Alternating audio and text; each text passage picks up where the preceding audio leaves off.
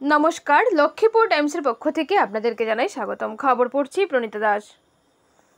বাগান অঞ্চলের নাচঘরগুলি শুধু সাংস্কৃতিক কাজের কেন্দ্রবিন্দু নয়, বরং চা বাগান এলাকার জনসাধারণের ঐতিহ্য, সংস্কৃতি ও মিলনস্থলের প্রতীক হয়ে উঠবে। বৃহস্পতিবার লক্ষ্মীপুর সমজেলার 3টি বাগানের নাচঘর ও একটি বাগানে দুর্গামণ্ডপ শিলান্যাস অনুষ্ঠানে বক্তব্য রাখতে গিয়ে এই কথাগুলি বলেন লক্ষ্মীপুরের বিধায়ক তথা রাজ্যের মন্ত্রী, 3টি বিভাগের মন্ত্রী কৌশিক রায়। তিনি আরও বলেন, চা বাগান এলাকার সড়ক নির্মাণ থেকে শুরু করে পরিকাঠামোগত উন্নয়ন সর্বক্ষেত্রেই অসমকে শক্তিশালী করে গড়ে তোলার লক্ষ্যে মাননীয় মুখ্যমন্ত্রী ডক্টর হিমন্ত বিশ্ব শর্মার নেতৃত্বাধীন বর্তমান সরকার অঙ্গীকারবদ্ধ।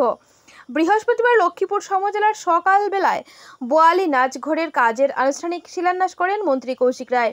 বোয়ালি নাচঘর নির্মাণের জন্য কৌশিক রায় তার বিধায়ক তহবিল থেকে 25 লক্ষ টাকা মঞ্জুর করেছেন। তাছাড়াও বিন্যাকান্তি বাগান নাচঘর নির্মাণে আরও 25 লক্ষ টাকা, দিলখুশ চা বাগান নাচঘর নির্মাণে 20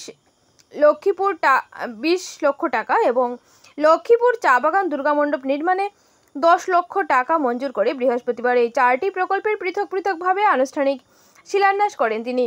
তাছাড়াও একই দিনে চ্যাংজুর চা বাগানে নির্মাণাধীন চা বাগান মডেল স্কুলের কাজ পরিদর্শন করে কাজের অগ্রগতি খতিয়ে দেখেন তিনি। পরে তিনি সোজা চলে যান পয়লাপুল নেহেরু হায়ার সেকেন্ডারি স্কুলে। সেখানে 7 কোটি টাকা ব্যয়ে নতুন ভবন নির্মাণের উদ্দেশ্যে পূর্ত বিভাগের আধিকারিক, পরামর্শদাতা, স্থপতি, স্কুল পরিচালন সমিতির সদস্য এবং শিক্ষকদের সঙ্গে সরজমিনে স্থান পরিদর্শন করে ভবন নির্মাণের বিষয়ে বিস্তারিত আলোচনা করেন।